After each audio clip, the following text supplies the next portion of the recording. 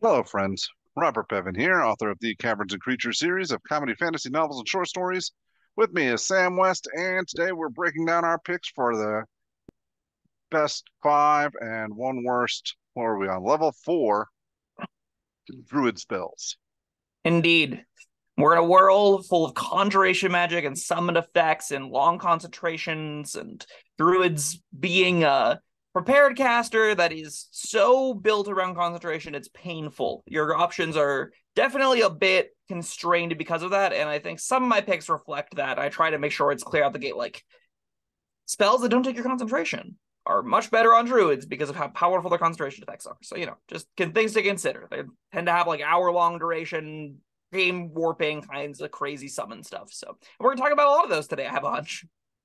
Um, wow. I think I have one non-concentration spell because I was not thinking about that. Yeah.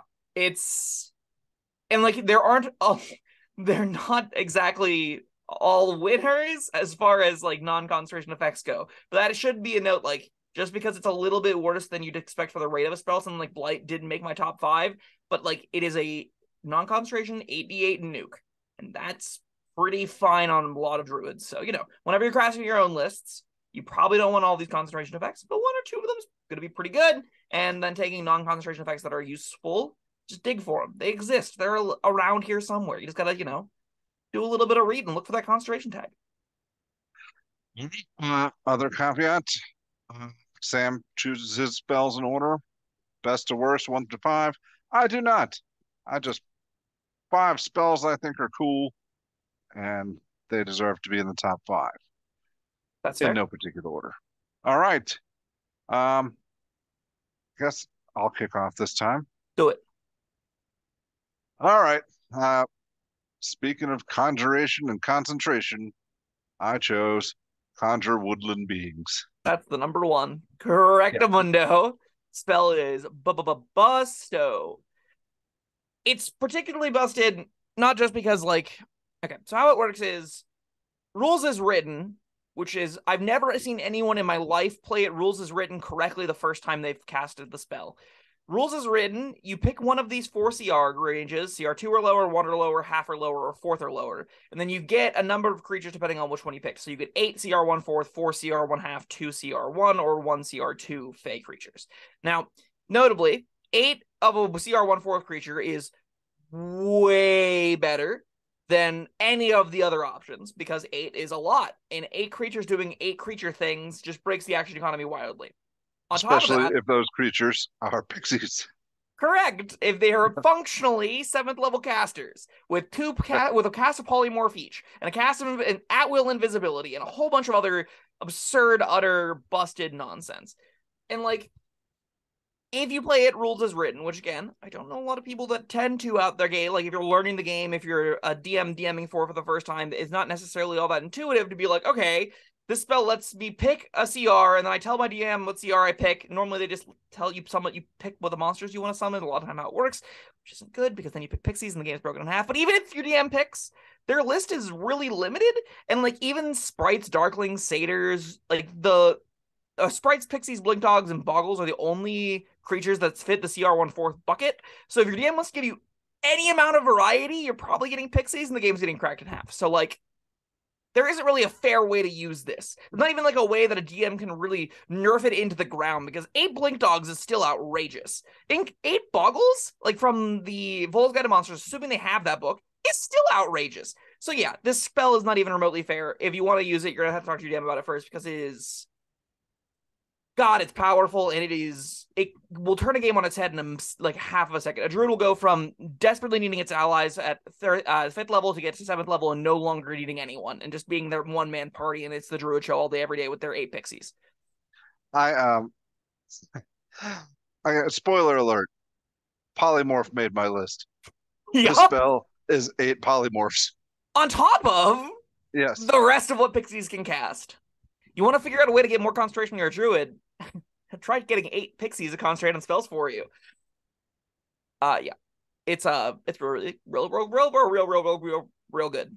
Probably the most broken. Well, Simulacrum's pretty busted, but it's up there for most broken spells in the game. All right. What do you got? Well, let's just go through the conjure spells. My number 2 is Conjure Woodland Beings. Oh, sorry. Conjure Minor Elementals. We just talked about Conjure Woodland Beings. My apologies. Yes, that's on my list too. I didn't want to pick them both. I wanted to read them, but how could I not? I think this is the fair version of Conjure Woodland Beings because Mephits are just really cool. And they get little like tricky, hidey stuff, and they're the CR 1/4 option you get 8 of because it works exactly the same as Conjure Woodland Beings. It's still busted though. I just like that they explode when they die. It's cute. You can, like, even worst case scenario, you get some Magnum that explode when they die too. That's still a pretty decent outcome. Turns out 8 CR 1/4 creatures attacking for you every round is really good still. So like, yeah. I mean, Mephits are definitely worse than Pixies, but they're still so good that like this spell is a conversation you should have with your DM before you take it. So, consider your options when you're taking these kinds of powerful effects. I would highly recommend taking the modern summon spells instead of these, because those are a lot more reined in yet still deliver on the fantasy you're looking for. So, that's definitely my number 1 recommendation. If you're allowed to, I recommend these instead. Bob, I'm curious. Do you think you as a person would want to manage, like, would you come to the table with a monster manual with the noted pages for your 8 pixies, or you make the whole group wait half an hour while you figure out where your Mephits are, or just force your GM to dig up those stat blocks? Like, how are you running this? The first time I'm going to make a mistake, then hopefully I'll learn after that and have my notes ready. Sure, hopefully. Yeah. But, just, I can't pass up the kind of power. It is a lot of raw pepper. I love mud Mephits. They're so cute. They like hide in the mud and they scout around for you and you have them come back and do recon. It lasts forever. Both these last an hour. It's absurd. God, what a broken spell. Yeah, but there's not a whole lot we're going to say about this one that we didn't already say for Conjure Woodland Beings. There's just so much more going on with that. This is just 8 things that, attack. Fun difference between the two. Conjure Minor Elementals doesn't have a material component, yet Conjure Woodland Beings requires 1 holly berry per creature summoned. So, maybe there's a shortage of holly berries. Suddenly, the DM decides there is. Oh, there's a drought this summer. Sorry. All the holly berries are gone. What happened to them? Who's to say? All right, what do you got next? So I might as well say it. Polymorph. Yeah, Polymorph is my number 4, which is a really low placement for Polymorph. But yeah, I agree. Polymorph is correct. I like it. It's compared often to Banishment, but I like Polymorph better because you can do essentially the same thing you can do with Banishment, or you can use it on your friends. Yep, you got that option, and absolutely. It's like the difference between Bane and Bless. If you use it on an ally, it's a guarantee. If you use it on an enemy, then you're gambling a little bit, but for a really cool effect. Yeah, I really love the meme potential of Polymorph in turning huge, horrendous, spooky, monstrous villains into the comedically small, tiny squirrel or goldfish or whatever. I think there's a lot of fun factor in taking a horrifically scary gargantuan threat and being like, actually, you're a deer now, and that's just not going to be a problem for us. I think there's a good amount of laughs that can happen from it. It's lower on my list than normal because it's a concentration effect. And we've mentioned 2 other really, really good concentration effects. Like, so powerful that if you are preparing the 2, I wouldn't recommend preparing this. That being said, if you want to play like a more above board druid where you're casting spells and like doing more of a wizard kind of spell after spell after spell kind of deal, concentrating on Polymorph as a big saber die is genuinely high impact. And like you said, put it on an ally if they want to be a giant ape, put it on an enemy if you want them to be a goldfish. Easy peasy. Yeah. What you got next? My number 3, Polymorph's my number 4. This is my number 3 because of Moon Druid, namely. It's Fire Shield. So this is added to the Druid list from Touch's Cauldron of Everything, and it doesn't take your concentration. That's the first and most important thing about it. It's got duration 10 minutes and doesn't take your concentration. It takes an action to cast, so basically the play pattern is you enter into combat as a Moon Druid, you cast Fire Shield on yourself, and you turn yourself into a bear, or normally it's a bear because they have multi-attack. Then you're in a circumstance where you're dealing back 2d8 damage whenever you're hit, and you have resistance to a damage type, and you have a giant pool of hit points. And this all adds up to just you being a giant flaming monster of death. And I love that. I love the image of a bear on fire charging into a group of kobolds, and those kobolds having no idea how to deal with it as they're thrown about the place, and they try and stab it, and it explodes back in their face. It's a beautiful fantasy. I think it is a much needed addition to the druid list to make moon druids feel mediocre in the mid tiers, where they're starting to kind of peter out and feel like, oh wow, I'm just doing what I did at second level over and over and over and over and over and over and over again. Bears are scary already. Bear on fire. That's terrifying. Just wait till it's a T-Rex on fire. Even more frightening, right? Yeah. It's pretty sweet. I like Fire Shield. Did it make your list?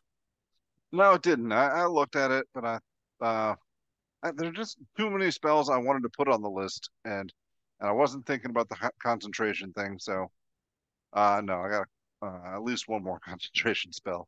Nice. Same.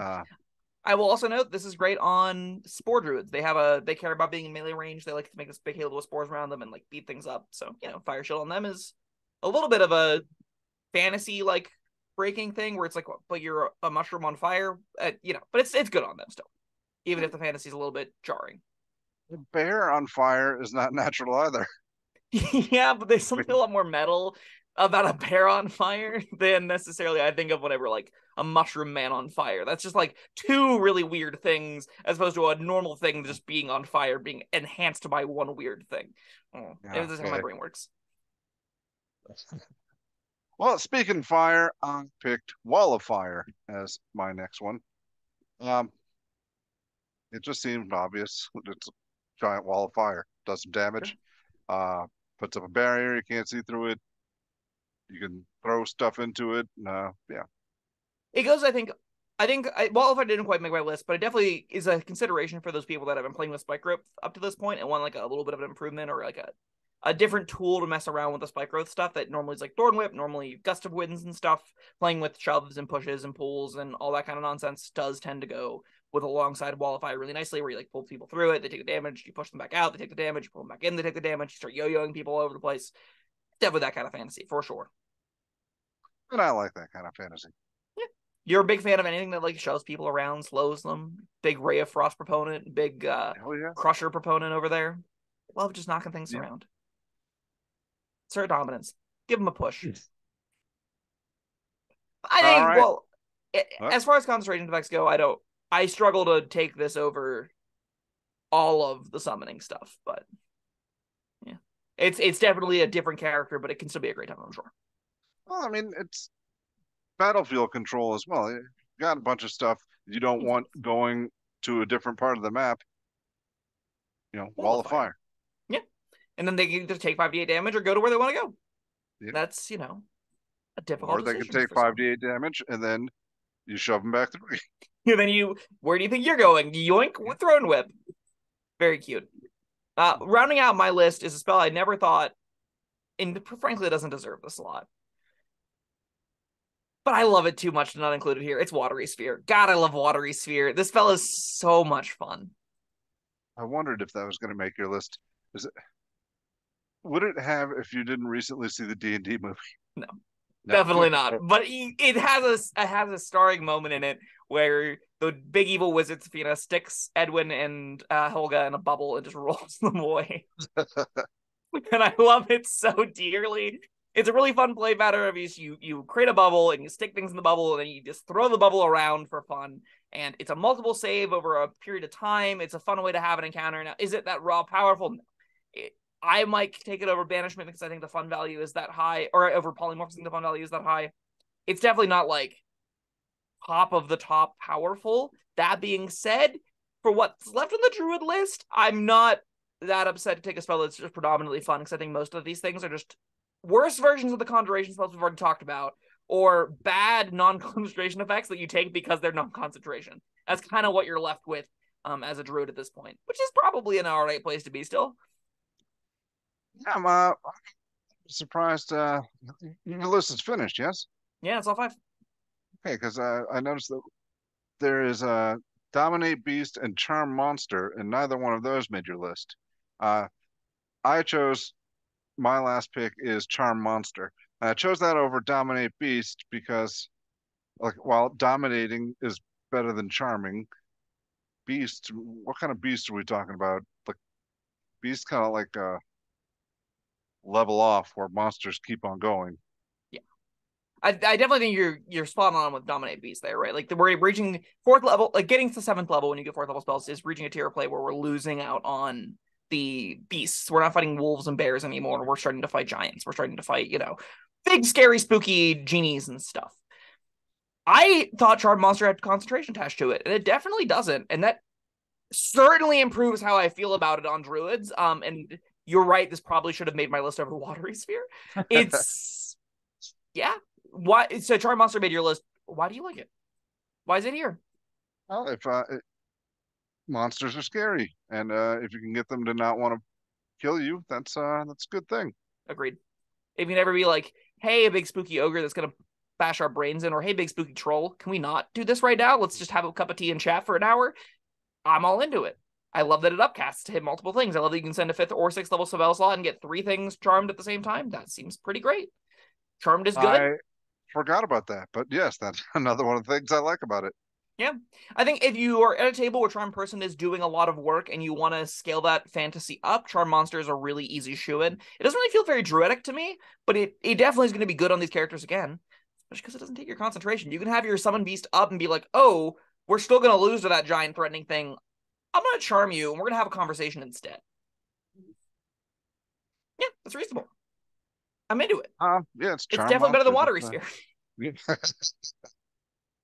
love Watery Sphere. All right. Now, the image bob of sticking a kobold in a bubble and throwing it at some other kobold, and then sticking those 2 kobolds in a bubble and throwing them at a bugbear, and it's just it warms my little DM heart. I love it so much. It's cute. But it is not as good as charming said kobolds and not having to fight in the first place. Kobolds doesn't matter. That's true. You probably should be doing it to like fire giants or a freet or something. We're into it. What's the bottom of the barrel, Bob? Are we going that next? Yeah, I guess so. If I'd spent more time looking at this, I maybe have picked something different. But what did I choose? Let's see. I chose Elemental Bane. I was like, I wonder if Elemental Bane should be my worst, but I couldn't remember what it did, which probably means it should be my worst. Never heard of this before. You reviewed it, and then looking at it, it's complicated, and it doesn't really seem to do much. And yeah, it's something I just don't want to bother with.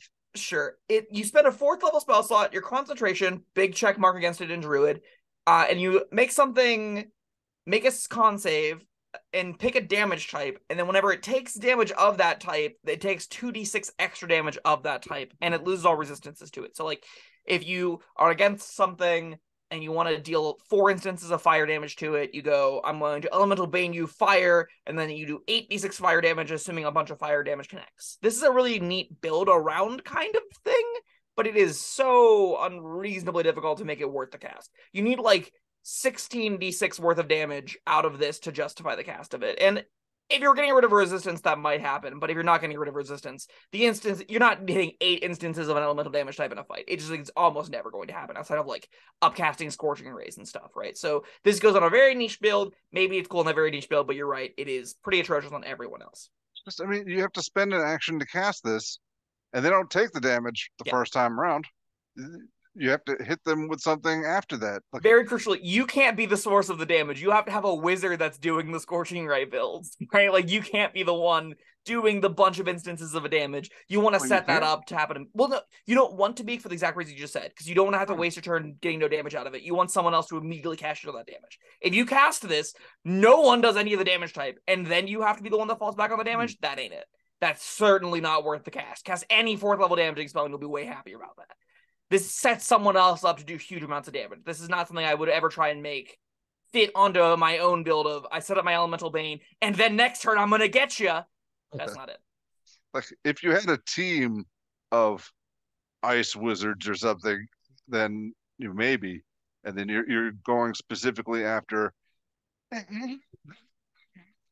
in a big situation. You're not using this to fight a group of orcs, because it's a single target. It's going to take like multiple workings to get it to do anything. Nobody's ever casting this. It also just, the thing could pass the save and this does nothing. Yeah. And like the difference between someone passing a polymorph into doing nothing and this someone passing this doing nothing is if they get polymorph, the encounter is over for them. If someone gets banishment, that's debilitating. That's an enormous swing. If someone gets elemental bane, they go, great, I take 2d6 extra damage tops. Okay. Yeah, elemental bane is pretty atrocious. Well, you did not choose it though. I didn't. And the So reason you I didn't choose it because I think there's that cute niche build where you're at a whole group and everyone's level 7 and you've got, okay, we're playing the arsonists and the druid is a wildfire druid with elemental bane and everyone just says fire damage period and then they just light something up and it's really cool. That's fine, and it's definitely better than locate creature because locate creature is terrible. Was locate creature on this? Sure was. Oops. Well, no. You know what? I'm still confident with my pick. You definitely picked an atrocious one. Yeah, you picked an awful spell. Locate creature, fun fact, takes your concentration to start with. It is foiled by a flowing stream of water of any distance, any width. So, a light trickle in this. If it's raining outside and there's a gutter, good luck using locate creature. And on top of that, it only works for 1,000 feet around you. And if you're trying to locate a creature and you don't know where it is, 3 city blocks is not enough distance. It just isn't. This spell is uncastably bad. There's no circumstances where, unless you already know where the creature is, that you could be able to get locate creature to work. And if you already know what the creature is, why are you trying to locate it? You know where it is. What? The spell's atrocious. It's so bad. We've covered this one. In depth, multiple times. That's true, because I think it made other lists. Yeah. I'm really glad you picked something else that is bad. Yeah, that was pretty rough. Grasping Vine also probably could have made the list. Grasping Vine, the concentration effect, that's pretty clunky. It's not great, but it does something. Yeah. Locate creature almost never does anything, and I don't think anybody's ever bothered trying elemental bane. Yeah. So the amount of you gotta work so hard to make elemental bane come together. You also have to work pretty hard to make Grasping Vine come together. I think it's probably about as bad. I don't know. It maybe is as bad or a little bit less bad than elemental. I mean, I guess it's just table dependent, right? But there are, beyond these like 3-ish effects, most of these are fine. I don't talk about hallucinatory terrain because I have no idea how to rate it. But maybe it's trash. Maybe it's great. I don't really know. I didn't talk. I don't know when you'd use it. I looked at it a long time ago and I thought, I'm never going to use this. I just can't imagine this scenario. Hallucinatory terrain is just not for Dungeons and Dragons, I think. I kind of agree. It feels like something the villain sets up that annoys the players when you lie to them about what they're seeing, right? Whenever you're like doing your dramatic setting the scene and you're just like blatantly lying to them and they go, but it was hallucinatory terrain this whole time. And maybe one time that's cool, but like, I don't know. And it seems like really easy to make it clear that it's hallucinatory or like it's illusory. I don't see it. I agree that it probably belongs in a different game. This just even is if like weird. You're walking through the desert and suddenly it's a rainforest and there's this like clear defining line there. Maybe it's like a pretend oasis? Is that useful though? I don't think so. I think you're right. Like it's so very obviously fake. This probably deserves to make our list at some point as far as like a really horrendous spell goes, but here we are. There's probably uses for it. I don't know. It doesn't take your concentration. So, Also, I'm shocked I was able to not pick divination. Yeah. I was shocked you weren't picking divination either. I was ready to hear the word divination come out of your mouth and be like, yeah, I know you hate asking the DM things. Yeah. But I felt like my pick was even worse. I agree. I think Elemental Bane is truly atrocious. Quick shout outs. Blight doesn't take concentration. Charm Monster doesn't take concentration. Fire Shield doesn't take concentration. Put some of those in your character sheets if you're a druid, because you're going to need some of those. So prepare those every once in a while, especially if you're like a combat druid. Beyond that, like, don't put Ice Storm on your sheet if you absolutely can help it. Ice Storm is really bad, but at least it doesn't take concentration, so, All right, well, I guess that's that. That was level 4 Druid Spells. Thank you, Sam. Thank you, everyone, for watching. Let us know your lists and what you think of ours down in the comments below. And stay tuned for level 5 Druid Spells. And go back and watch all our Cleric spells and Wizard spells and Bard spells. And is that all we've done so far? I think so. That sounds right. That's pretty good, though. Yeah, we're getting through them. Yep. That's that, and we'll see you next time. Bye-bye. Thank you for watching. If you found this helpful, informative, or entertaining, I'd really appreciate it if you hit the like button below. You needn't smash it, a gentle tap will suffice. If you want to see more videos like this, subscribe to the channel.